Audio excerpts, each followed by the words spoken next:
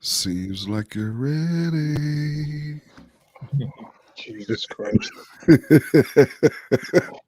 You always be on that bullshit, I swear. So, man, check this out, man. Shit. I don't know if it was necessarily just our episode from last week. You know, they solicited us. God, here we go. Specifically for Elgin because of that damn booty pillow. But it seems like now folks want us to pander and solicit their sex toys. I literally had folks send us all with this bullshit. Come on, nigga. Man. If I want to share my screen. No, we know you're ugly. You can keep that, bro. We good. Nigga, when I see you in these streets, it's one of these serious fights, my guy. This is why I don't let light-skinned people in my house now as it is and shit, because you motherfuckers don't know how to act. This is how we I start. swear to God. This is already it. But no, all seriousness, that we've been getting solicited from a whole bunch of different people. Every type of different thing that you can think of, and I don't know if it's necessarily because of the booty pillow from the other, kind of business. from the other show. This kind of business you want to solicit right now. Yeah, what are you subscriing to? What? What's the target demo here? What are you listen? We do not have a show. We do not have a show OnlyFans page. You're the only person that be pushing your OnlyFans page. Sounds like jealousy. It's not jealousy. It's fact. Oh, wow. over here on that bullshit. I'm trying to tell you.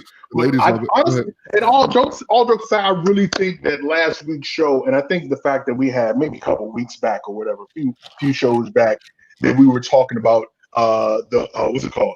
The porn box. If you remember that, like you get an assortment of toys sent to your house like monthly or whatever, you and your partner try it out and so on and so forth.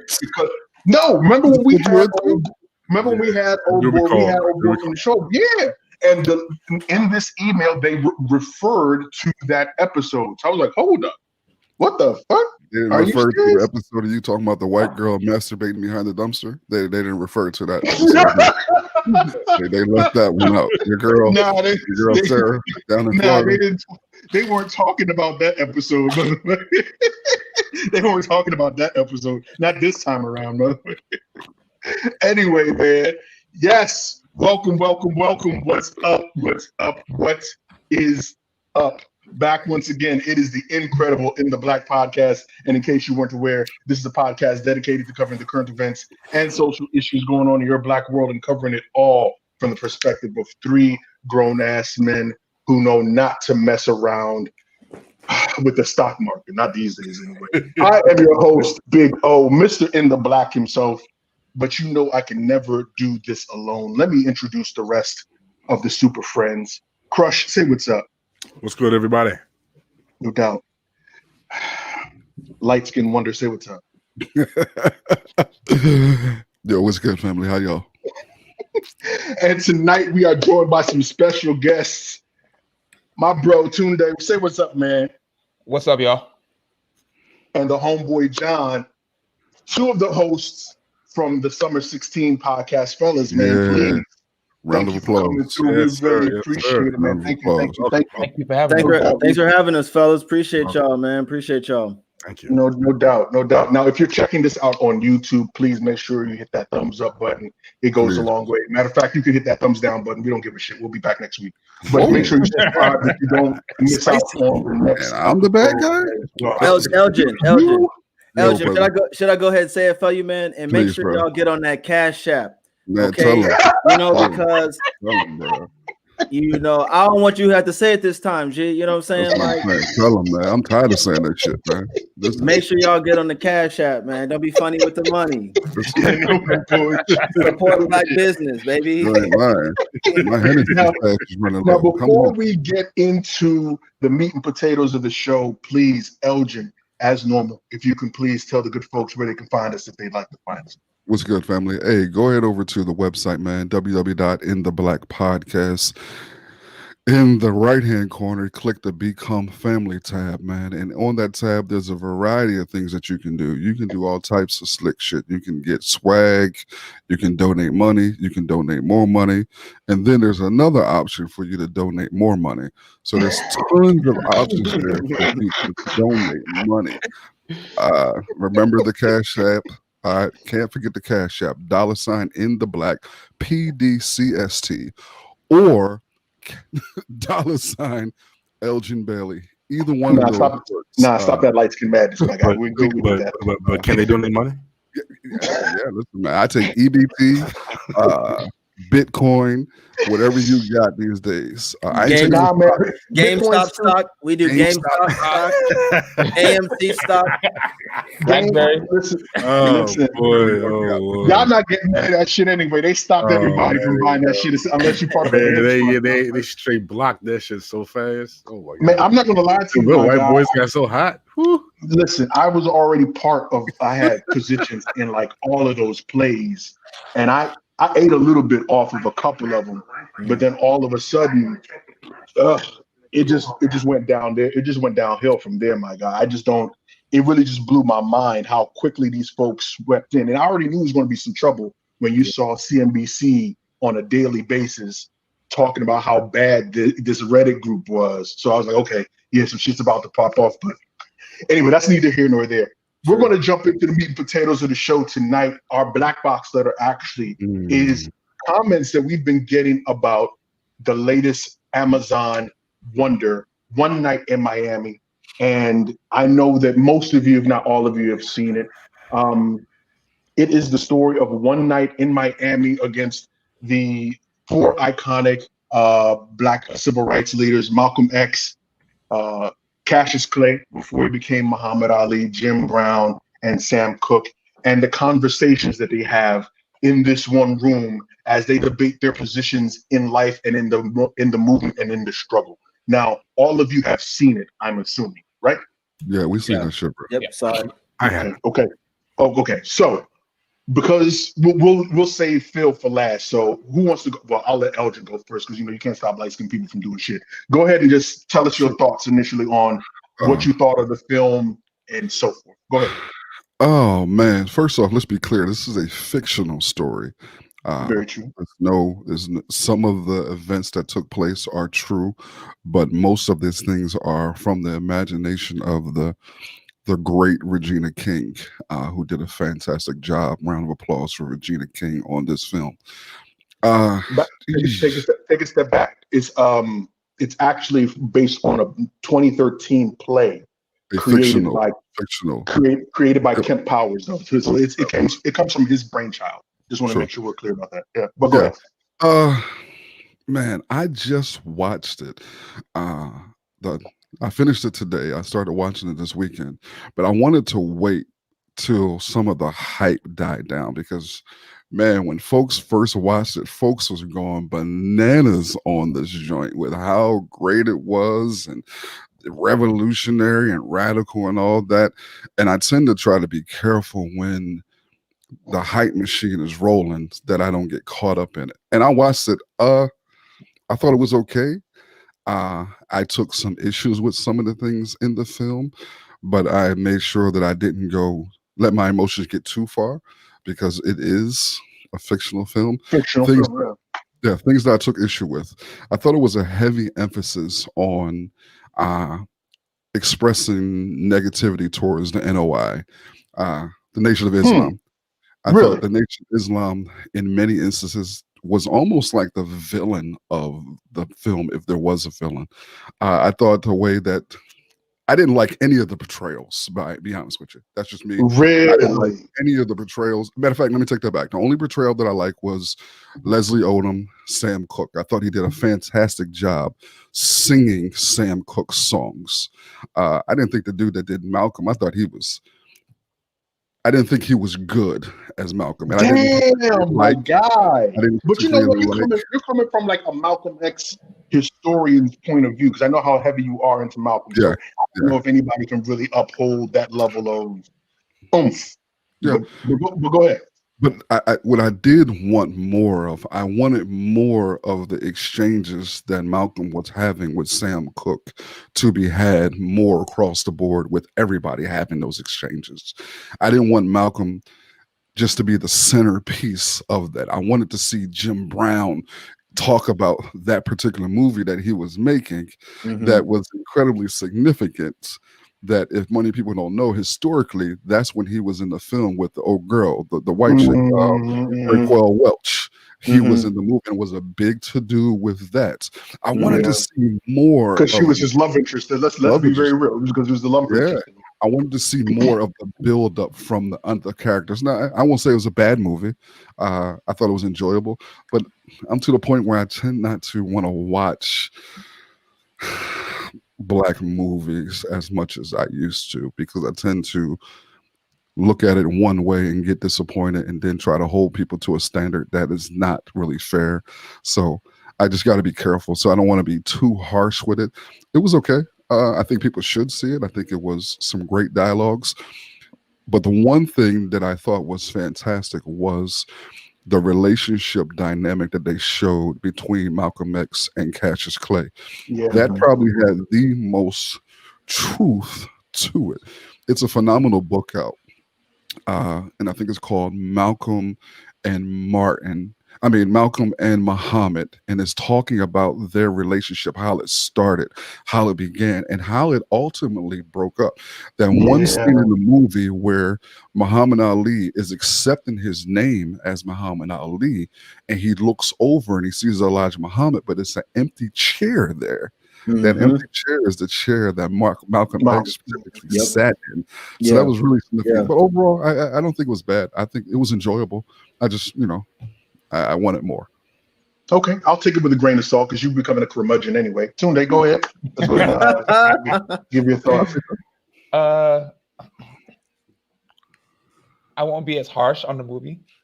I'll do it, brother. Don't worry. He's got enough. I liked it.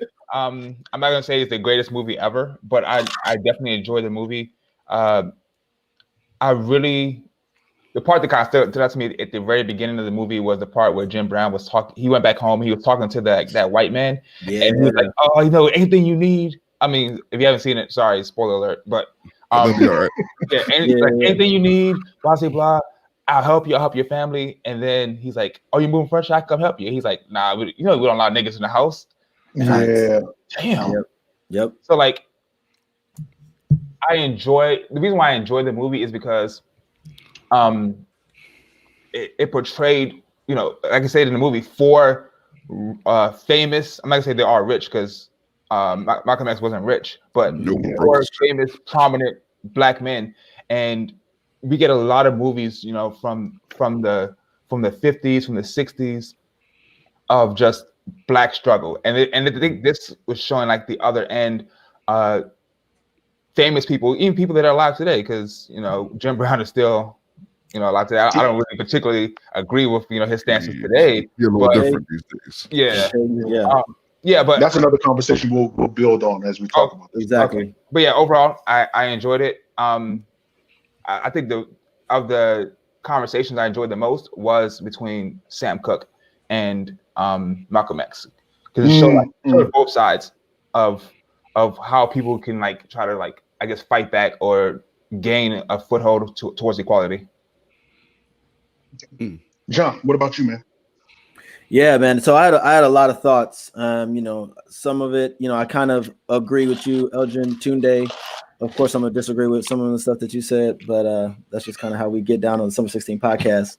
But truth of the matter is, the first thing that stood out, just shout out to Regina King, as you already alluded to, right? When this first premiered at the Venice Film Festival, right? That was the first time they had an African-American female director doing that. So I think one of the things that, just in light of everything going on nowadays, is the fact that we are currently in 2021 and we keep saying the first African-American something to do something. I'm kind of tired of that. I kind of get tired of it because, we've been great. Y'all just late. You feel me? So, and so, as it pertains to the movie, I really appreciated kind of I'll say the nuance, right, of how you have four, very prominent Black men in very different spheres, right? Whether it's entertainment, football at the time, boxing, and then, Malcolm X just being a very public figure, and kind of how they have all adapted to navigate their space.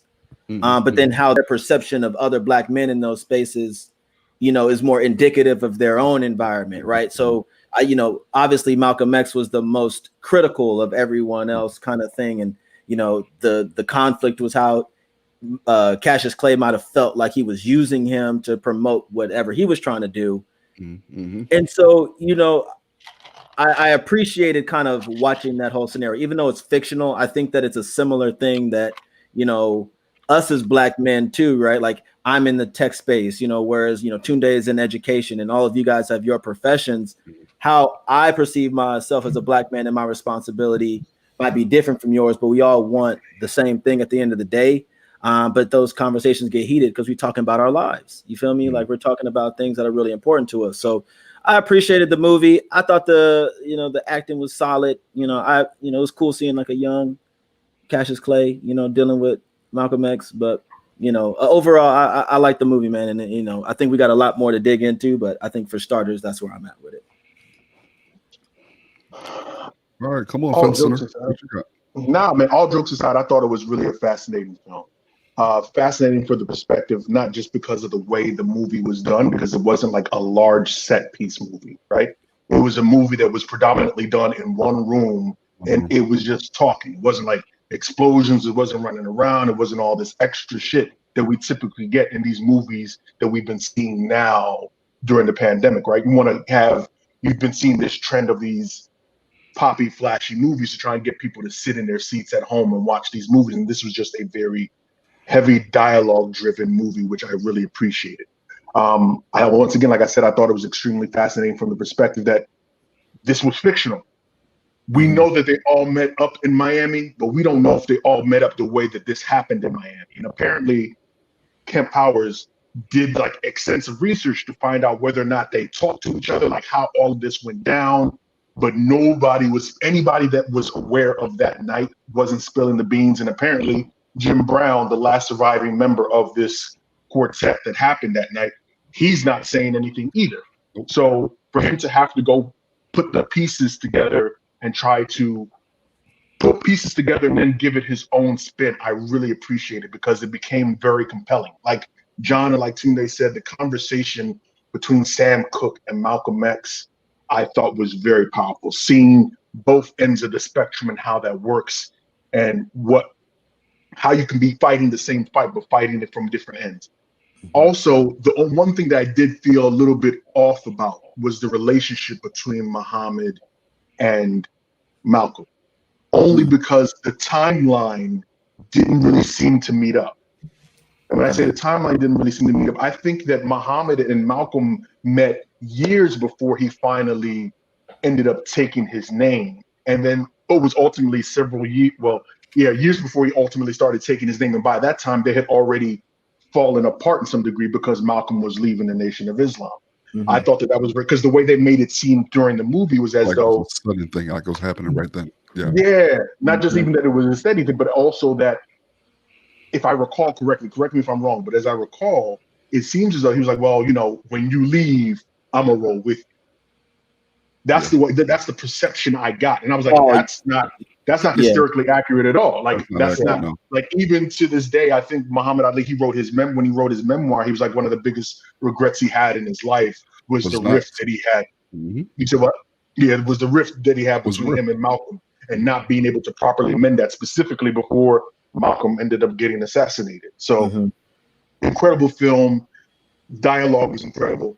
One of the things that I thought that was the most fascinating about this whole film was not about the film necessarily, but Regina King, after this thing hit the streams and people blew it up, they talked about the process, casting, directing, especially given that this is her directorial debut, and how they had marquee names on the docket to play these roles.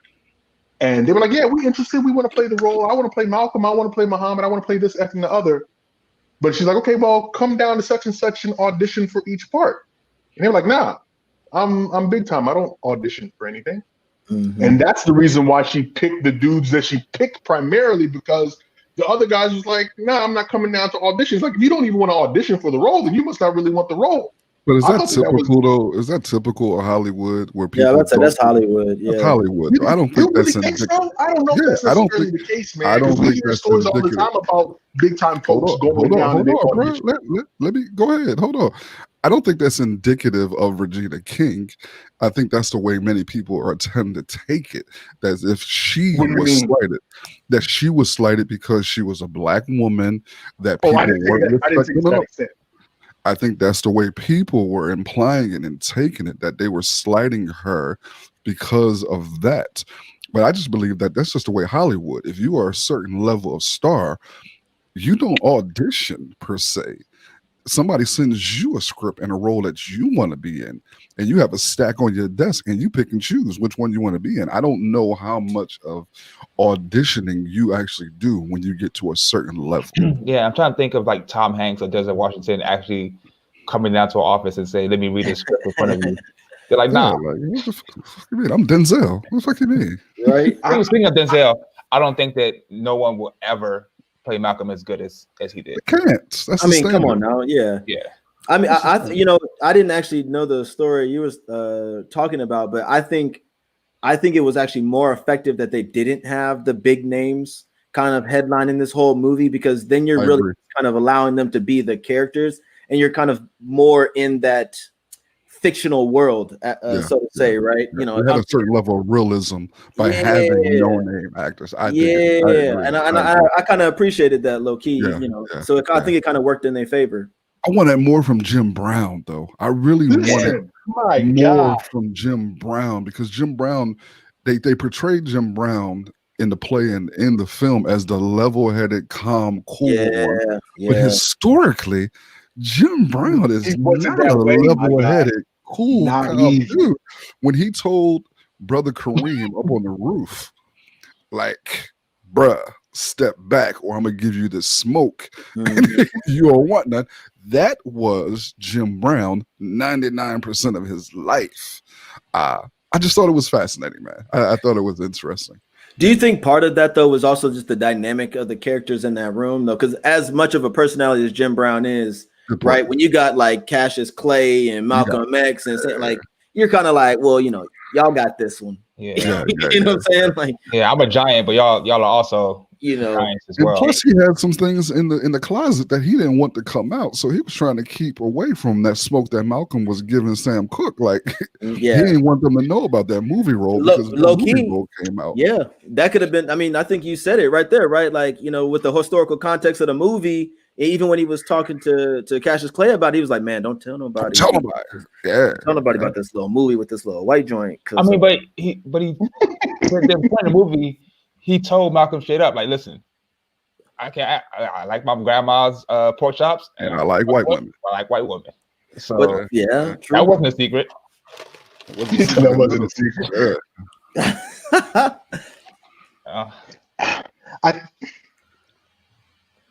I wish I could have gotten more from Jim Brown, but I was really kind of thrown. I was thrown aback, right? And I was only thrown aback because historically what Jim Brown was, and then you have this debate or this battle about the Jim Brown that he has become. You see what I'm saying? Like, CTE. Sometimes, dude, it's hard to balance this Jim Brown techno nonsense civil rights icon versus quote unquote this womanizing / whatever you want to call, like all of these things. And of course, the most recently, when you see all the stuff that he's been doing with that he was doing with Donald Trump and how he was pandering with Donald Trump. So it was hard for me to make that balance, which kind of left me wanting more, right? Wanting more to say, okay, well, if you're going to tell this if you're going to tell this story of a story of such historical importance, you should have given him more. He just seemed like he was just a cog to move other people's conversations along, not necessarily him being a piece of the larger picture.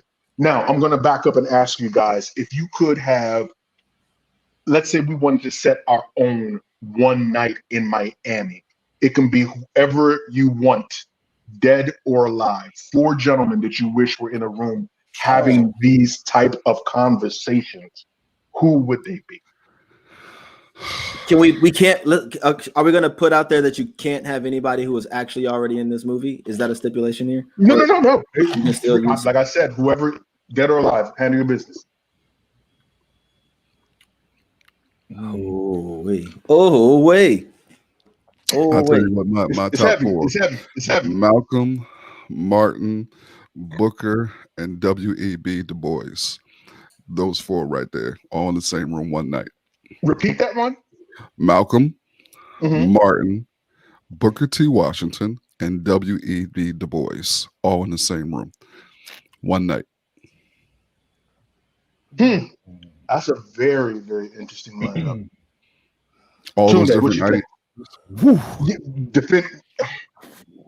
I know you want to hate on one of my picks, but one of my folks you're gonna pick somebody white. mix. Because you're gonna pick somebody white. That's why. We like the clears. I'm not big fans. This is and Teddy Roosevelt. JFK. John, that's what we're doing. No, Really? Look, I'm a guest. Let me not. Yes. I would remind you are a guest. Stay in a guest like that.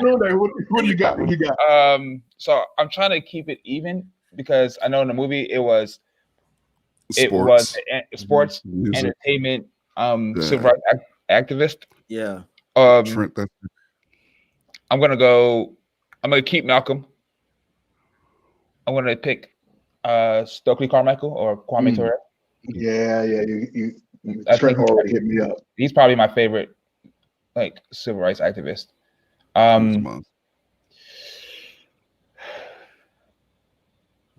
need somebody equivalent to Sam Cooke, right? That's in the movie. Jordan. Yeah. I pick Jordan.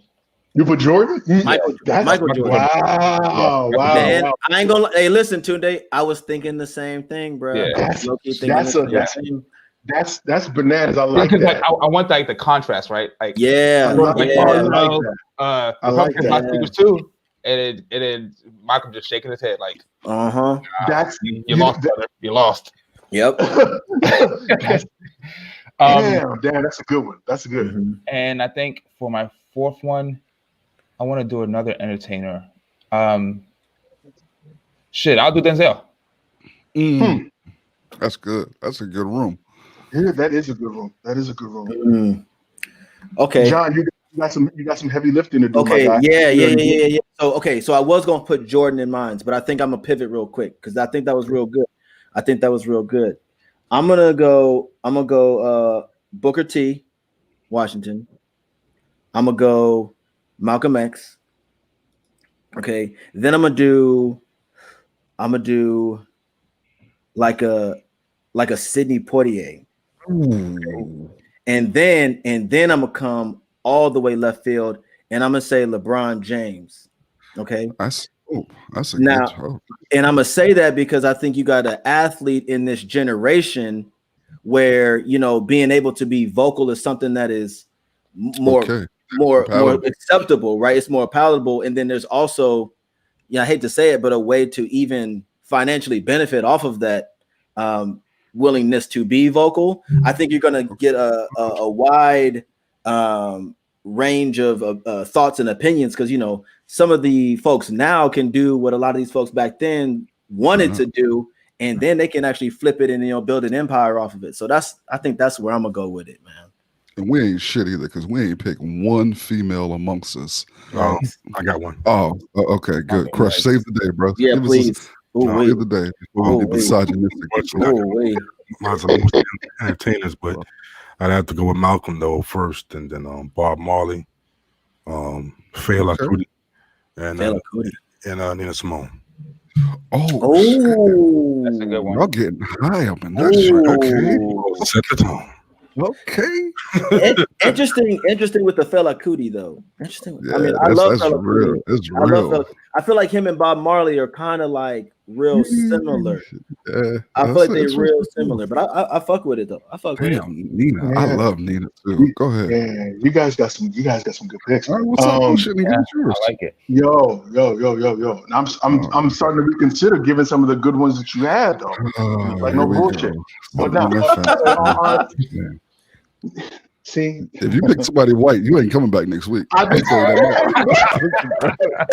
you ain't never coming back. Oh, never gonna let me leave it down. No. So I've got Malcolm, I've got Martin, I've got Fred Hampton, and I've got Obama. And the reason why I've got all those four are that they're two ends of.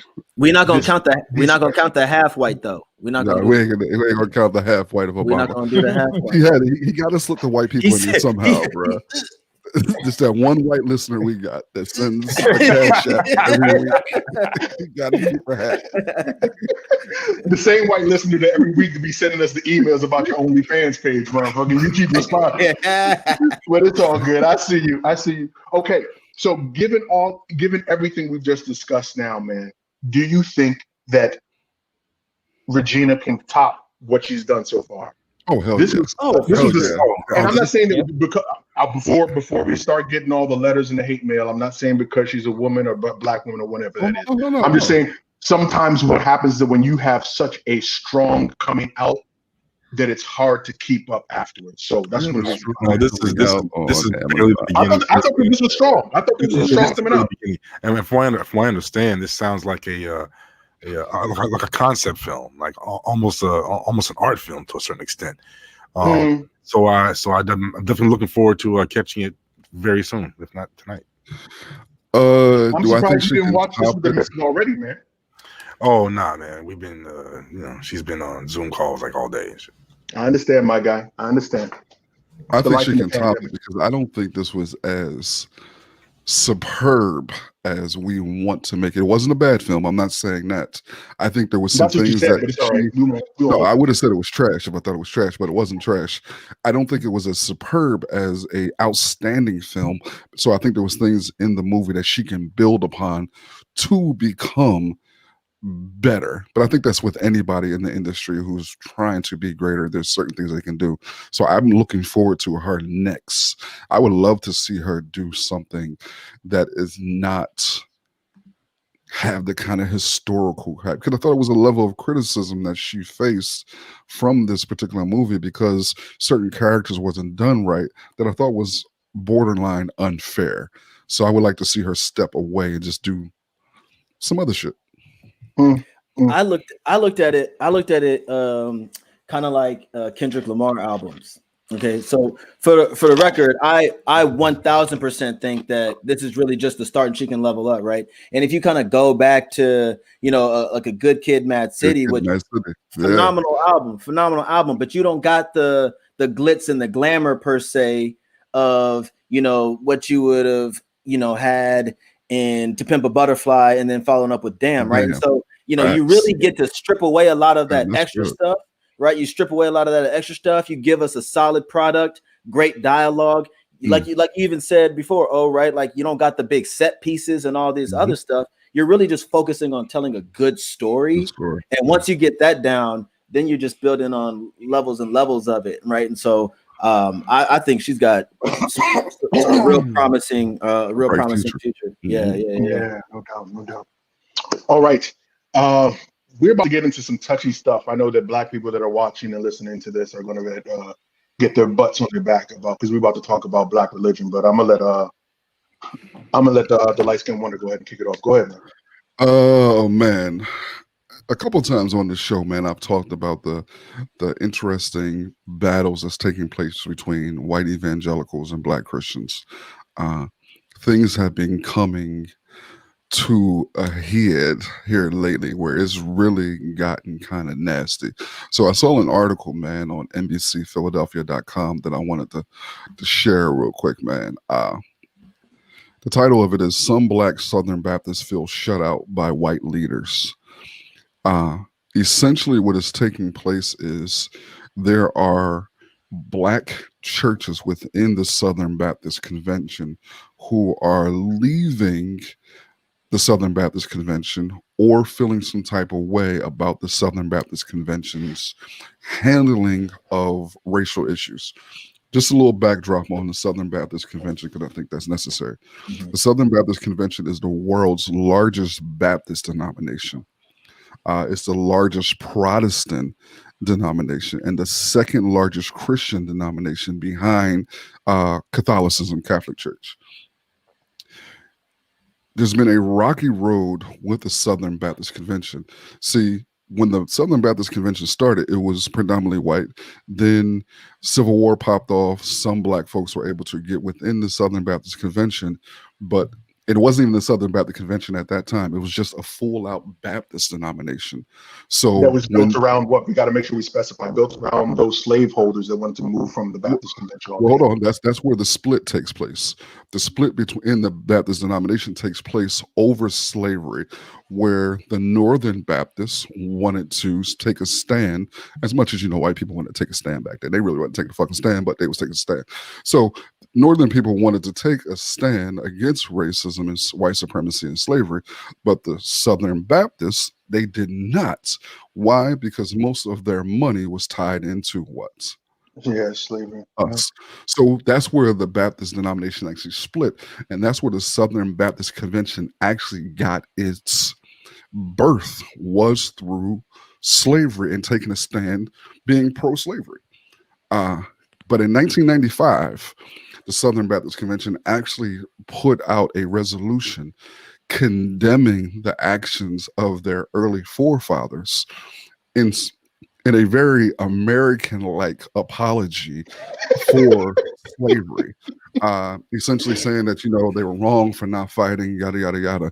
So what happened in 1995 was black churches at that point in time said, okay, now that you guys are apologizing for slavery, where is the financial recompense for what you guys are able to build all these institutions and all these churches? How come y'all ain't cutting the check? Very much like black folks are doing now when America tries to apologize. We like, where reparations at? So the leader, the president, and I'm going to be done at this point in time. I just want to give some backstory. The president of the Southern Baptist Convention is a gentleman by the name of Albert Mohler. Albert Mohler has been the president of the Southern Baptist Convention for some time. When Donald Trump ran, Albert Mohler was one of his chief early Christian supporters. So when he supported Donald Trump, he kind of set the tone for other white evangelicals to follow suit, who were like, oh shit, if Albert Mohler is going to be, running with supporting dude who clearly had some bullshit with him, we might as well hop on the bandwagon too, which caused an immediate rift in the Southern Baptist Convention, but not much of a rift. Why? Because the racial dynamic of the Southern Baptist Convention is over 85% white, 6% black, and 3% Latino. So it's really not a motherfucking rift when you only 6%. You just literally pissed off. So these folks who are in the Southern Baptist Convention now are angry because the black folks are angry because the Southern Baptist Convention folks are taking a stand against black issues. So they're not willing to support and open up doors and be supportive in different types of things. When George Floyd got murdered, Black Lives Matter, Southern Baptist Convention came out against Black Lives Matter. So it's been this large rift between races within the Black and Southern Baptist Convention. But one key thing, one of the reasons why black churches are slow to leave the Southern Baptist Convention is because to get in the Southern Baptist Convention, Southern Baptist Convention give churches anywhere between $10,000 to $20,000 to get in. Literally, you get paid to get in, and then they give you anywhere from $1,500 to $2,500 a month to build your congregation up. Why? Because once you get your congregation to a certain level, where's that money that is coming in your congregation going to go? It's going to go back to the Southern Baptist Convention. So they're very in the midst of a pandemic. Churches are performing and doing their shit online. They're not getting them tithes and offerings. So folks are slow to leave where they're getting fed from. Who wants to jump in next? The people. I have some thoughts. So there's this medical association, right? It's called the AMA, American Medical Association. And it was been around for like hundreds of years. And up until recently, as in like the last 50 or 60 years, they didn't allow Black doctors into the association. So what Black doctors did, once we became educated and some Black people became doctors, we created our own association, the National Medical Association. And then that organization, it's like its main purpose is, it's all African-American doctors and physicians, and their job is to like kind of champion justice in medicine and kind of stamp out health disparities. I bring it up because this is very similar.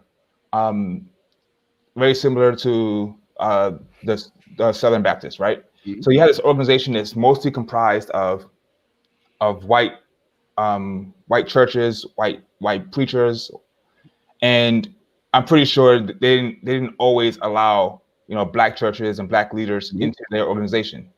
So, in my opinion, I feel like despite the money, they should all just pack up, leave, join another organization. And you know what? There's one already made. It's right there. It's it's Southern Christian Leadership Conference, made famous by who? Martin Luther King. It's still around. Him, Fred Shuttlesworth, C.K. Steele. They made this organization famous. All these non-violent protests that got us our civil rights. It was this organization. It was the SCLC. It wasn't these white people who allowed us to helped us get our freedom.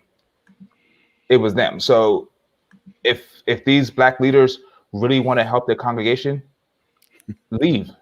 I mean, that's my thoughts on it. I'll try to, like, in the interest of not offending anyone, fuck them. Offend them. Okay. I mean, I can go there about how we're gonna be back next week either way. So go ahead and say what you're gonna say. Yeah, I think you should get it off, Tunde. Yeah, get it off your chest. Off your chest. Yeah. I just feel like Black people have this relationship with white God, with white God. Right. And please say it. Yeah. And yes, like you said, like they're getting money from this organization, but it's not like this. They're giving the money out of the kindness of their own heart. It's like an investment. They're invested in you praying to a white God and saying, "Oh, all my problems one day, I'll give you this money, and then in the afterlife, I'll get it back. I'll get it back." No, you're lying in the pockets of these preachers, and I don't know. I feel like it's wrong that they're preying on people's hope. So, I mean, if you're going to give money to an organizational religion, do one that's give money to an organization that's actually doing work here on earth for you and your people. $sign in the black PDCST. Yeah, you're usually not on time with shit, but you was perfectly on time with that, brother. Right? Go ahead, John. What do you think, man? Tunde already laid it down. I know you were spicier than that. Well, see, this is my thing, and I think you guys had even started on this conversation in a previous episode, either last week or the week before. Yeah, last week we had already started touching on this shit. Yeah, y'all had already started touching on it, and I don't think there's anything really new I can add to this conversation. I mean, it really is, profiteering off of hope, right? I get incredibly frustrated about articles and stories like this because I do consider myself a Christian. Sure. But I also think that my relationship with God is mine, and I don't try to push it on anybody because at the end of the day, it's what you want to do, right? And when you start to look at these larger organizations, they're really, I want to say, manipulating the minds of large groups of people in very hateful, hurtful, harmful ways. And I don't see, I think, Elgin, you started touching on it when you were giving the backstory, right? Like them, being so vocally aligned with Trump, during these election cycles, and using Christianity as their vehicle to justify certain things is no different than any of the history of this country, where religion and everything was used to justify slavery, was used to justify, keeping, black and white people from being able to sit together at a lunch counter, right? Like, and so I think it becomes increasingly hard to even openly consider yourself Christian or say that you believe in a higher power of any kind, because there's so many people that are so comfortable, either profiteering off of it or using it, to manipulate people to do harmful things with, right? And so black folks wanting to leave, it's like, well, wake the fuck up where you've been at. But you laid it out there, right? You was lining my pockets, and now, trying to get off the teat and stand on your own feet. I got bars today. Get off. Yeah, that was the second one, bro. I got you. Don't fluff this dude's head, man. He won't take it to another level. Crush. What do you think, man? This conflict, it sounds like it's something that's finally having a chance in a way to come to the surface. And it seems indicative of a lot of the changes and growth spurts that society seems to be enduring right now. I find it interesting that an institution that tries to base itself in certain positive principles would align itself politically with other entities, but nevertheless that's the reality that that's there. And I would just like to see. I'm interested in seeing what's produced from this. I think something ultimately good will come from this. A change that's been needed in this part of society, in my opinion, for quite some time. For sure. This shit bugs the fuck out of me. Like, to no end. We've already had this conversation on multiple cases where you have the debate on whether or not, as someone that believes in Christ or believes in a higher power, whether you believe that it is your works that cause you to be who you are, or is it the book and you believing that the book is the inerrant word of God that makes you a Christian or who you are. And here is a group that knows the history of the origins of the Southern Baptist Convention, has apologized for their place in history and how they've treated Black people, and then have the audacity to tell Black people that critical race theory has nothing to do with us because it doesn't have its place in the Bible. It doesn't have its place in our doctrine or in the word. Mm-hmm. That you being Christ-like and repenting, understanding that you were wrong and fixing that, amending your relationship, not just with your congregation, not just with people that pray with you, not just with people that call themselves Christians like yourself, but to say that it has no place because it doesn't align with the Bible. What Bible do you know that doesn't tell you to be Christ-like? You show me that Bible. Well, in the Bible, my guy, like I'm trying not to seem like I'm really on the edge, to be very honest with you, especially because I'm on the edge because it makes me feel like Black people as these specific Black people, they're stupid. You said 3.5. You are barely 3% of the population of a group that has historically already told you that they are racially, at the very best, racially indifferent to you. And you're bouncing back and forth about whether or not you should stay or you should leave. One of the guys in the article said it feels like a divorce. You know what? Sometimes bro, I laugh so hard. Sometimes the divorce is necessary, my guy. I know that nobody wants to go through it, but at the end of the day, sometimes it's for the benefit of both parties. That was such a trash analogy. It was such a trash analogy, man. That means there was love at one point in time from both sides. Somebody called and there was never love at all. And we know this. I mean, on one side it was love. It was one side. Yeah. Sure. It was They love love because massive. I can. Yeah, I don't know if it was even love on one side, man. I think it was in my personal opinion, I think it was a circumstance of opportunity. That they brought you in as Christians and gave, like you said, you started laying the groundwork and the foundation for building a group of people that are going to pay you interest to be part of your organization. That's what it boils down to. Sure.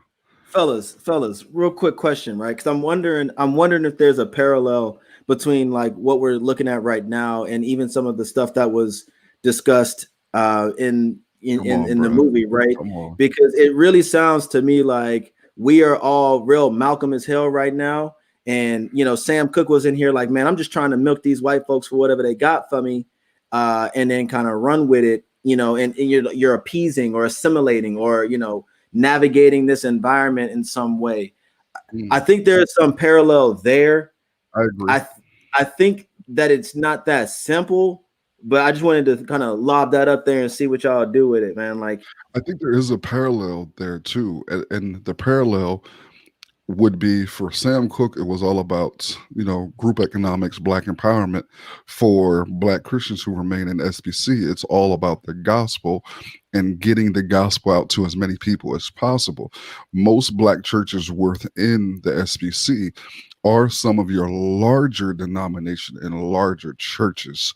So they feel if they stay in the SBC, they have a larger reach to help their people. So I see the parallel there, but the difference, or not even the difference, the problem that I have with is, and we can use a boxing analogy. If I'm getting punched in the mouth repeatedly, at some point in time, I'm going to do one or two things. I'm either going to punch back or get the fuck out the ring. So these people, they keep getting punched in the mouth. You've been getting punched in the mouth since 1895. You've been getting punched in the mouth. Guy, you gave it a boxing analogy. It's not even a boxing analogy. It's like someone, like a person in an abusive relationship that refuses to leave.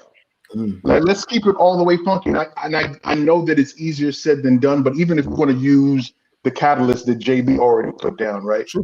Even at the end, Sam Cooke recognized, he's like, yo, I got to do something different. Change is gonna come. Do something different because the responsibility ultimately becomes mine to be changed, to be different. And you can't keep doing the same crazy shit and expecting something else to happen. Like, you fighting with these dudes in every council meeting, they come into you and they're telling you, now we good. Bro. Stay in your place. We good. Oh, you want to talk about Mike Brown? Nah, we good, bro. George Floyd? Can't talk about y'all want to march? Y'all want to do what? Y'all want to talk to? Y'all want to help legislation? You want to hang Black Lives Matter up in the Congress? Nope. Y'all want to talk about legislation for Black people? Nah, we good. We not only are we good, we're going to go ahead and we're going to tie our hitch to. And I don't have a whole lot of sympathy for them, man. I don't, because again, it's like you are remaining in a position where. So, and keeping in a Christian context, where's your faith? Where's your faith at? How does your faith play in this? Why haven't you stepped out in faith and moved yourself out of a position where you're being oppressed and mistreated and trust God to give you greater? I just think it's really a small sign or small example of what is taking place all across the country, because there's a number of Black people who are in the exact same fucking position that these Black churches are. You work at a job with white folks who treat you like shit, but you can't afford to leave because these motherfuckers are giving you a check to pay your bills. It's very, very sad. But at the same time, I'm like, yo, man, get the fuck up out of there. You got a church of 9,000 members? Get the fuck out of there. Move around, man. Move around, G. Sell some bean pies. Something. Get the fuck out of there. Nigga, shut the fuck up. Y'all better pull them stimulus checks, man. Let's get it. Yeah. Put them stimulus together. Put them stimulus together, baby. Let's invest in GameStop. Let's stop playing. Isn't it a numbers game at one point with the congregations and everything? It's always a numbers game. So you have the numbers. Why be afraid of leaving? Right. You can already move to another organization. I mean, what does make it wrong? As it's already been said in the comment section, it's easier said than done. But still, man, I know that there are other groups that are probably welcome you with open arms and probably benefit you in the same way, if not more, man. That's just my something about opinion. us, man. We want to change white people's minds somehow, some way. We want to get white people to wake up. We want to make them do differently. And the motherfuckers nah, player. But you know what though? What white people understand, they understand money. You take each church, like you said, like say each of these black churches have on average like 5,000 members. Man. Take all those people and you leave, and they don't have that income and revenue stream. They understand that, and then they won't elect whoever that dude they're trying to elect for president. Right. So I mean, like you said, I mean, I'm not a Bible thumper, but it's somewhere in the Bible it talks about if you have the faith of a mustard seed, they need to step the fuck out. I think that's the exact scripture. Actually, I think that's like verbatim what he's saying.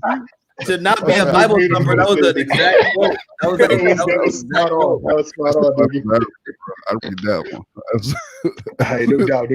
Okay, so we're going to close it out tonight with Tunde and John talking about the Biden administration fast tracking putting Harriet Tubman on the $20 bill. This is a process that had already been started under the Obama administration, got shelved when Trump got into office. Mnuchin said, nah, there's no real need for it. But now Biden's like, yeah, we here now, we about to do it. So you guys go ahead and take it over, man. All right. Go ahead, Tunde. You got it, dog. All right. So the reason I kind of wanted to talk about this is because there's been a lot of debate, like I said, like it's being fast tracked, and there are a lot of people now claiming, black people, mind you, claiming that they don't want it now because it just seems like it's empty symbolism. Like you put this black woman on a $20 bill, and what else are you going to give us? And personally, like I expect a lot from Biden. I mean, I voted for him in the general election. I didn't vote for him in the primaries. But since he was the person on the ticket for, versus Trump, I vote for him. He's been in office for what now? 9 days? 8 days? 9 days, yeah. I don't expect the world to change in 8 days, but I do expect and going to hold his feet to the fire. He did do, some things on day one, do executive action, and I've been having debates about what he's done. Like, what can he do for black people in general, the people who got him into office? And besides put Harriet Tubman on a $20 bill, because that's not enough. So, yes. So really quickly, some of the things that he did was he made all federal employees sign an ethics pledge to basically a renewed ethics pledge to I guess go through discrimination training for racial discrimination, for sexual orientation discrimination, for gender bias. So I mean that's one thing. What else did he do? Oh, he got the federal government out of privatized prisons, and we know how privatized prisons disproportionately affect black people. So that's don't get Elgin started. Did you see he creeping in the background? But go ahead. He's about to launch into it. So that's two things that he's done. But I mean, I want more. I don't know exactly what he can do. Like John and I have had this discussion before. Yep. I don't know outside of reparations. I don't know exactly what the government can do to only help black people. Like all these other things, they help black people by proxy. Because they help everyone, but to help black people only, I don't know. Outside of reparations, I don't know. Yeah, I mean, I know. I'll say that when I first saw this, it was the performative nature for me, right? Like it's, let's throw this nice little headline out there, like we bringing the black woman back to the 20, baby. Like y'all carry cash still? Like no, we don't, bro. No debit card, bro. Get the fuck out of here. You need for Harriet Tubman on my Chase Freedom card. That's some shit. That's some shit. Feel me? You're talking about that. What about student loan debt? Shit. I mean, oh no, but I mean, but that's really the bigger conversation, right? Where I think where we live so much in this like headline driven world where to say that you're doing good, it needs to have a sexy tagline on it, right? And so I think throwing Harriet Tubman on the 20, you get that headline where people are gonna be like, see, I knew we did the right thing, baby. Like, I knew we did it. I knew it. But the real issues are exactly some of the ones like you alluded to, right? Student loan debt, right? I do think some of the executive actions are, more positive than not. But I mean, they were easy. Okay, so you stopped building the border wall. You removed the Muslim ban, right? You allowed, trans people to be in the military. Like, those are softballs, baby. Like that should have never been a thing anyway.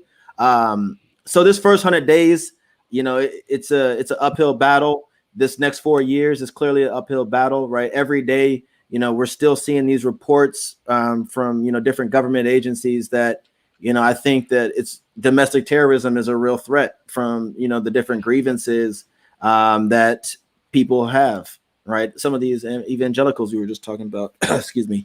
But I mean, actually it's going to be interesting to see. So like, that's kind of where I landed on it, man. Because John is going to provide his email and his social media so you can send all that hate shit to him. Hey, listen, at me, G. I'm here for it. Whatever. At me. No doubt. Crush, man. At this point, much like certain films, I'm getting a little tired of the symbolism and these are hollow gestures to me, at this point. Putting Tubman on the $20 bill doesn't really, it reminds me of the day Obama broke news that he was gonna run. The news broke that he became president. I'll never forget my supervisor, my whole division was in the elevator and we were leaving work that day, and she actually said out of her mouth that, now we can, our country can look less racist. Less racist. not racist. That just look racist. Yeah. She said this out of her mouth. I was like right behind me. And I'm just like, I have to get back up and go to work the next day with this person. And that's what this feels like. It feels like, I just see the smirks on these white people's faces when they look at this bill, like, yeah, okay, we'll give them this, whatever. That's whatever. That's going to be the general ad, like whatever. Yeah. It's the same meaningless made up piece of paper that they made up 200 years ago. I'm done with the symbols and the hollow gestures. I'm done with the black movies. I'm done with all that shit. It's time for the next level. It's funny. It's funny you say that, right? Because like for little things like putting Harriet Tubman on the 20 or these like very symbolic things, you're like, like whatever. But we keep making this joke about like GameStop stock and all that other stuff. And when it comes to like the paper that really matters, right? Podcast Tourette's off this motherfucker. What's going on? I glitched. I'm talking like your camera feed. But it's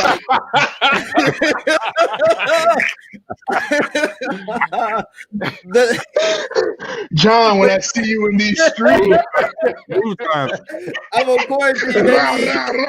I'm on quarantine, baby. Oh shoot, no, but when you see it coming to like real paper or real things that they do care about, right? Those are the things that we really need, like Joe Biden and everybody for, right? Those are the walls and the barriers that we got to break through. You're stopping regular people from being able to achieve wealth or gain money and stuff like that. Like that's when it's gonna really show if these next 4 years are gonna be worth it. Because like you said, man, some of this is easy stuff for them, right? Like they throw that as a smokescreen to block the real changes that we need to be made. Part of the dilemma for me, man, becomes just having this conversation, to be very honest with you, man. Sometimes it turns into this big thing just to critique folks that we put in office and to expect something more from the folks that we put in office, or to expect that we have these folks do exactly what they told us they were going to do. So when you start criticizing the fact that, hey, instead of fighting for reparations or fighting for ending bail bonds, indentured servitude, for lack of a better description, or ending student tuition debt, or whatever the case is, and you get Harriet Tubman on a 20 and you criticize that, it then becomes, oh, you Negroes ain't never satisfied with nothing. The dude just got here, blah, blah, blah, blah.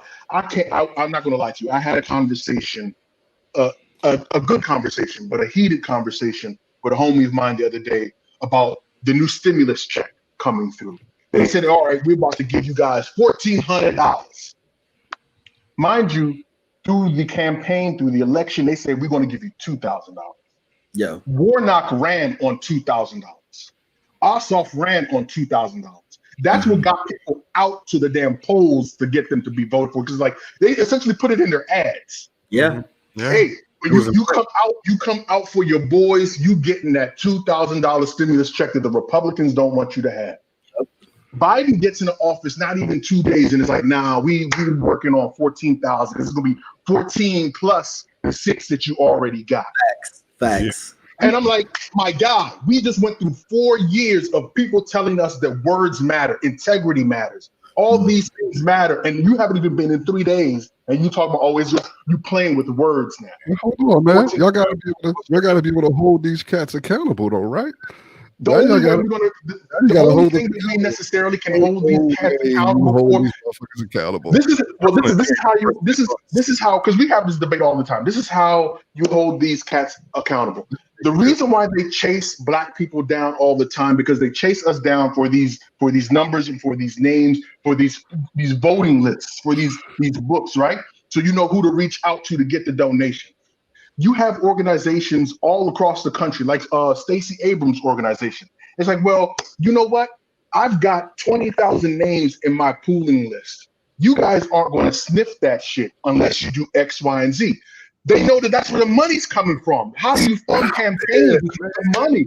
It's with the money. That's how you campaign. It's all based on money and numbers. Ultimately, it all boils down on numbers. If you ever think that Stacey Abrams, or let's not use Stacey, any big organization is ever going to do such a thing like that to get black issues pushed forward, we must be smoking. That's insane. Ain't nobody doing that shit for us. They're not going to do it. The $20 thing, I don't give a fuck. I use a debit card. I use Cash App. I don't use cash. I don't pay attention to who the fuck's on the money. That's not going to do anything for me or my kids. It means nothing to me. It's symbolism. But to another segment of the population, older civil rights generation people, that's a significant step. For them to see Harriet Tubman on the 20 is huge for them. So I understand why they would be so excited about it. But for me, I see it as symbolism. I don't have any expectation that Biden is going to do things specifically and exclusively to change this current state of predominantly black cities, families, and schools. I don't think that's within the structure of the current system that we have. It's not how the system works. Do things like that. And then when we see the private prison thing, man. Whatever. You know how many? There's literally 9% of all prison are literally private prisons. Less than 10,000 people are within private prisons. It's not even a significant move to make that really impacts us. Now, if he were to let people out of those private prisons for non-violent drug offenses, that'd be a totally different thing. You're right. Huge. And again, I don't want to always come across as that guy like he ain't doing shit, but I'm trying to say we have such a dire need and large needs that we can't get so excited and jovial over shit that really doesn't change our current state, man. I think Bombshell said it in the chat. Like I also said at the beginning of this segment, like you have to give it time. Like he's been in office for 8 days, right? Like who's to say that he won't like release non-violent offenders? I'm giving 10 months. So you're getting what? 10 months? Yeah, 10 months. No, and that's start something. No, that's 100%. That's 100% fair, and I get it. But once again, I have to say that for me, it boils back to us even being able to have these conversations. Because once you start talking about it, once you start going against the grain, people are still in a sense of catharticism, like letting this burden off their shoulders now that Trump is out of office. And I dig it. I get it. I understand. Yeah. I've lived the past 4 years that you lived the past 4 years through this dude with, right? But now somebody's in office that we expect to do the things that we've told them we want to have done. We know, if you want to think about it, that he only really has, now that he has control of the Senate and the House, barely 2 years to get these things done. I'm not here for the excuses this time around, because the excuses are what we heard before Trump got in office, and we saw what happened afterwards. They used those same excuses to get him Obama. Well, so I just had this thought, right? I just had this thought, which really brings up like a bigger. I hate you with all my heart. I hope you know that, man. not you, JB. Even though I don't like I knew who that was directed to that time. Mine is coming later, I'm sure, but I would say that I think it brings up this interesting idea of like, what if Joe was like, he was signing that paper like, oh, I'm about to fuck him up with this one. Like, they gonna love this, right? Because it is like a generational thing, right? Like, you know, I think it would mean a lot for my grandma to slip me a 20, you know, during the holidays with Harriet Tubman face on it. Like, smile on her face. You know, so she would just be like, it would be like one tear, that one tear right there. That's like a beautiful thing, right? But I can say easily for our generation, you know, we got a whole different, you know, criteria for success of what this should look like, right? We're moving in a completely different direction. So, you know, I think the issue that it really brings up is we really should stop, you know, electing 80-year-old motherfuckers to be president. All right, ladies and gentlemen, thank you for coming out to End the Black Podcast. That was the benediction. Elgin is going to be quiet. I'm good. Thank you, John. Not Elgin about to give the eulogy for our podcast, nigga. I appreciate it. Was that bad? I mean, it was great and to the point. I loved it. I love when somebody else comes and says the things that I normally would say, so they get the heat that I normally would get. Yeah, exactly. Am I going to get the smoke? Okay, well, if they want to give me the smoke, I'm here for it. But can you just do summer16podcast@gmail.com? That's summer. I would rather y'all not blow up my DMs. But you know what? I'm sorry. Don't worry about it. It's coming. It's too late. It's too late. Here we go. Okay, I would say I do agree with John though on that. Like, thank you, Tunde. Oh, motherfuckers gotta stop running. Put 100-year-old dudes in office. Is that what you're talking about? Yeah, motherfuckers that could have been old enough to be damn near slaveholders. Joe Biden is going to look 147 years old when he finishes. Joe Biden's going to die within a year, and you're going to have President Harris. Don't say that shit, man. Now we're really going to get the fucking hate mail. Get out of here, man. God damn. All right, y'all going to get a call from the FBI. Oh, wait. Everybody, let's not talk about the no-fly list right there. I'm just saying. Mario the list. Say they know me. Come through. He just put his ass on the no-fly list. Let's not run my rap sheet, Tunde. Let's not. All right, we're gonna do a quick round table. What do you guys want him to do? Not what do you expect him to do. What do you want? Like the biggest thing on your to-do list. What do you want him to do? I'll go first. I want Medicare for all. That's number one on my list right there. That right there would be revolutionary for a lot of people currently due to the pandemic. Medicare for all would be the shit. Mm-hmm. I'm gonna say run them student loans, man. Let's get up off them student loans, G. Or at least rework it so it's not a crippling death sentence for young people. Yeah, no bullshit. I agree with John again. Cancel Hold up, Tunde. I'm not liking this shit because you don't agree with this nigga doing his damam podcast. I'm over here like we get. It's totally different world. Like what the fuck? I'm over here in the Twilight Zone, like right. So I'm an educator. I want to see at least federal student loan debt canceled, and then on top of that, subsidize 2-year state colleges. Are motherfuckers paying their student loans? You said what? Are people paying student? Yeah. Listen, I'm running that. My girlfriend. That, like, yeah, she has like undergrad and medical school student loans. Oh, she's in it. I damn near be throwing a stack a month, bruh. Yeah, no bullshit. No bullshit. Crush, what do you want to see him do? You know, take marijuana off of Schedule 1. Okay. Completely criminalized. Completely high right now. That's what we're talking about.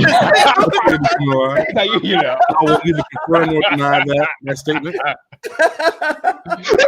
Confirm or deny that statement. Well, I mean, I live in Washington, so it's definitely legal here. I'm in California. Shoot, you know. Yeah, even when it wasn't legal, y'all still pumping it out in the street and shit. Didn't Dave Chappelle say y'all motherfuckers smoke crack on the street like in the open by the cops and shit? Wait, in Washington? Nah, I'm in California. I don't do drugs. I probably do that shit in Washington too. I mean, in Portland, they decriminalized heroin and PCP. Yeah, because that's because you guys have like actual injection centers in Washington. Yeah, well, I mean that's because they're also white people drugs too. So. Yeah, white people drugs. You know, that's true. That's true. I think student loan that's the biggest joint on my deck, and I'm not talking about what they're proposing right now, which is $10,000. I want like something substantial because most people carrying student loan debt is far exceeding 10,000. So something substantial that can help folks be able to not have to suffer through these monthly payments. Try to keep what I want to be as realistic as possible too, because I can actually see for all, but I really want reparations, but I don't think that shit ever fucking happen. That's never gonna happen. No, never. Yeah. I will say for anybody that do got student loans, man, like throw a little bit of that money and invest in Sally Mae stock because they pay dividends. I'm gonna go ahead and say that because I threw some money in there and it made a little change. So I'm like, I want some of that money back, Sally. Listen, they say that the numbers show that if you invest in an ETF that gives you about 4% back in terms of returns, if you invest about $70K back, you're going to get in the realm of close to $1,000 per month if that's what they're paying out. So $1,000 per month coming back to you to pay off your student loan, I think that's a powerful move. But not all of us have the opportunity to invest the way we want to invest. Look at what they did with Robinhood. Little people started investing and they try to shut that bitch down. So anyway, all right about now is the time when we'd like to give you little tidbits of news or words of wisdom that you can take with yourself into the week. So we're going to let our guests go first. John, Tunde, what's up? John, you want to go first? Yeah, I guess I'll go first. So actually, right before we got on the line, I saw this news just come across social media. And so we lost Cicely Tyson today, man, at 96 years old. Just put that out there, a pioneer, incredible, African-American actress. She had one quote that I really kind of appreciated. She said, all I have to do is find someone who has something to say that'll enrich my life and they can't get rid of me. So, I felt like that was fitting in the context of, just being on this podcast with you guys. I know you guys have had Tunde on here before, and I got the honor of kind of hopping on here and talking with y'all, man. So, and I'm honored to be in y'all presence, man. And, I just wanted to kind of put that out there. So that's my appreciate it, man. We appreciate you for coming through, man. Tunde, what's up? So mine is kind of like two parts in one, kind of related. So the first is, speaking of passing, there was an NBA analyst, NBA reporter, Sekou Smith. He's also frat brothers with John and I. Yeah. He passed this past week. COVID-19. Yeah, he's 48. And his close to home. Like I'm not as old as him, but I turned 40 this year. So like we're in the same, age bracket. So it's not just really old people who are dying from this. And I want to put that out there. He's a Black man, and I understand that within our community we don't trust vaccines. Please, but as far as the research that I've done, we talked on the show about this before, but like I did biomedical research. So like I was able to read at least the Moderna vaccine. and the Pfizer, both are really good vaccines, in my opinion, from what I've read. So what I've talked with doctor friends of mine as well. White people are getting vaccinated at a way higher proportion than Black people. And it's crazy because we are dying at a higher proportion. So if you are able to, in your state, please get the vaccine. I'm not able to yet, but the first chance I get, I'm on it. Yeah. Interesting. Crush, what's up, man? I just want to send a shout out to all of the awesome Black scientists and doctors I've been seeing all over social media who've been taking it upon themselves to educate our people on the history of Black people in science and their own credentials and the history of vaccines, period. And it's been a wonderful, beautiful thing to see, especially for my little niece who needs to start reading more. So it's been an awesome time. Okay. Oh man, staying on the same vein, man. Hold up. I didn't say what's up. I'm going anyway. I'm just staying on the same vein. I don't need to fight. COVID-19 is still out in these streets, man. It is still getting people sick. People are still dying from it. Black folks are still dying at an incredibly disproportionate rate. I need us to do better, be better. And like my man said, if you have the opportunity to get the vaccine, I, as someone who got the first one already, the first dose already, encourage you to go and get that vaccination. And let me be honest, when I went, it was overwhelming. It was probably 85% white folks up in that joint. It was probably, it wasn't a whole lot of Black folk up in there, man. But I walked in there and saw white folks. I'm like, oh, I'm cool. Give me shit to give them. Give me the shit. Some of those white people may have been from like 2 states over. What Tom and Sarah got, I need that. Facts. Yeah. So be healthy, man. Yeah. What's it for me this week, man, is really about mental health and mental awareness, man. I've had friends of mine that have, it seems like 2020 in some aspects of our lives, especially as this pandemic continues to be an issue for many of us, that we're dealing with the anxiety of being locked in the house, or just a multitude of different things that we're all dealing with during this period. Take care of yourselves, man. I mean, you know, they say when you're on a plane, you got to put on your own mask before you help somebody else put on their mask. You got to get yourself mentally right, physically right, before you're able to help anyone else. You got to take care of yourselves. I had a friend of mine that literally at work a couple of weeks ago had an emotional breakdown. And we already knew as a crew that he had been going through some things in his life, like people passing away and all sorts of things that were just happening to him.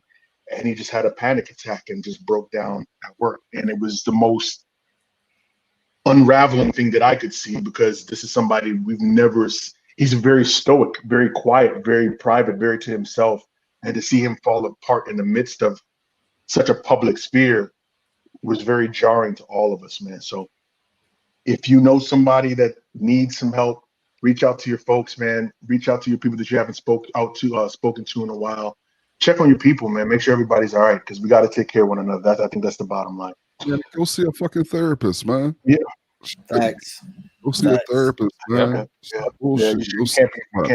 You can't be afraid that you can't be afraid. I tell motherfuckers all the time. Shit. All right. Before we head out, man, thank you. I want to give a shout out to Tunde and to John, man, for coming on the show. We appreciate it, man. Thank you so much. Thank you for having me. We really appreciate it. Please tell these good folks where they can find you, if they'd like to find you, what projects and whatever you've got going on, man. Go ahead. Yeah, for sure. So as you alluded to, man, Tunde and we have our own little podcast, Summer 16 podcast, everywhere podcasts available, man. Our socials are Summer 16 pod. That's Summer 16 pod. The email, Summer 16 podcast. That's still Summer 16 podcast at gmail.com. And the Cash App, the only one that really matters, Dollar No, sign. John. Give them Dollar your personal sign. email so that they can give you all the smoke that you've been creating this evening. Okay, I got you, but I gotta get this off. We're gonna say dollar sign summer 16 pod 16. The numbers 16. Let them know. For any smoke you might have, you can direct that to at TAUT underscore. Whoa. I'm sorry. What was it? I'm sorry. No, it's summer 16 podcast at gmail.com, man. Thank you guys so much for having us, man. I had a great time. It's my first time. I enjoy y'all's show, man. You know, it's an honor to be on here with y'all, man. Anytime. I love it. It was good. No doubt. Crush, where can the good people find you if they'd like to find you, man? As usual, on Instagram at the Orange Crush with a K or SP Methods, aka Bridge. No doubt. L, where can people find you, man? $ Elgin Bailey. You know what it is. God damn, turn into an infomercial on this bitch. All right, I see you. $ Elgin Bailey. Come through. Throw your Harriet this way. Come on. Okay. I'm picking out these damn And I am Big O, Mr. In the Black himself. You can find me on Twitter and on Instagram at MR_InTheBlack. And I want to thank you guys once again for joining us on another incredible episode of the In the Black podcast. You could have been anywhere else in the world, but you chose to kick it with us, and we appreciate it. Help support Black media. Make sure you check us out across all social media at In the Black PDCST and at our website, www.intheblackpodcast.com. And until next time, informed, intelligent, in the Black. Chill, Peace. chill. What up, son?